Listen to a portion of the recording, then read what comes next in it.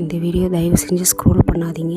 ஒரு 1 minute listen பண்ணிவிட்டு போங்க. ஏன்னா ரொம்ப ஹெல்த்தியான information, very useful for mother having 6 month plus babies. அது மட்டும் இல்லாமல் பெரியவங்களுக்கு ரொம்ப யூஸ்ஃபுல்லாக இருக்கும். யாரெல்லாம் வந்து ஹெல்த்தியாக சாப்பிட்ணுன்னு நினைக்கிறோம், ஹெல்த்தியாக இருக்கணும்னு நினைக்கிறோம், அவங்க எல்லாருக்குமே இது ரொம்ப யூஸ்ஃபுல்லாக இருக்கும். நான் ரீசெண்டாக பாப்பாவுக்கு வந்து பேரிக்காயில் பியூரி பண்ணி கொடுத்தேன். பேரிக்காயில் இவ்வளோ சத்து இருக்குன்னு எனக்கே இப்போ தான் தெரியும். ஈவன் வாழைப்பழம் கொடுத்து கூட என் பாப்பாவுக்கு வந்து மோஷன் ப்ராப்ளம் வந்து சரியாகலை. நானே டாக்டர்கிட்ட கூட்டிகிட்டு போகலான்னு டிசைட் பண்ணிகிட்டு இருக்கும்போது சரி பேரிக்காய் ஒரு நாள் கொடுத்து பார்க்கலாம் அப்படின்னு கொடுத்தேன். அது கொடுத்ததுக்கப்புறம் அவளுக்கு அந்த ப்ராப்ளம் வந்து டோட்டலாக ஸ்டாப் ஆகிடுச்சு.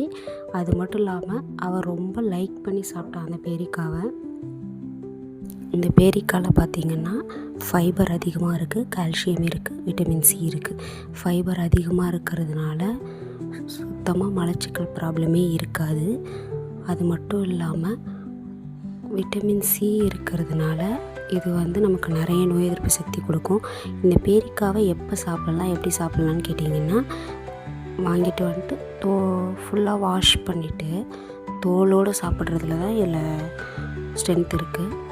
இப்போ நம்ம பேபிஸ்க்கு கொடுக்குறோம் அப்படின்றதுனால தோலோடு கொடுக்க முடியாது. அதனால் நான் தோலை பீல் பண்ணிட்டு அவளுக்கு பியூரி ஃபார்மேட்டில் கொடுத்தேன். இப்போ பெரியவங்க சாப்பிட்றீங்கன்னா கண்டிப்பாக தோலோடு சாப்பிடுங்க. அது மட்டும் இல்லாமல் எப்போ சாப்பிட்லான்னா, இதை மார்னிங் ஒரு ஃபுட்டு சாப்பிட்றதுக்கு முன்னாடி 1 hour பிஃபோர் சாப்பிட்லாம். அதே மாதிரி மதியம் சாப்பிட்லாம், நைட்டு வேண்டாம். இந்த 2 டைம் சாப்பிடுங்க. இதில் அவ்வளோ பெனிஃபிட்ஸ் இருக்குது.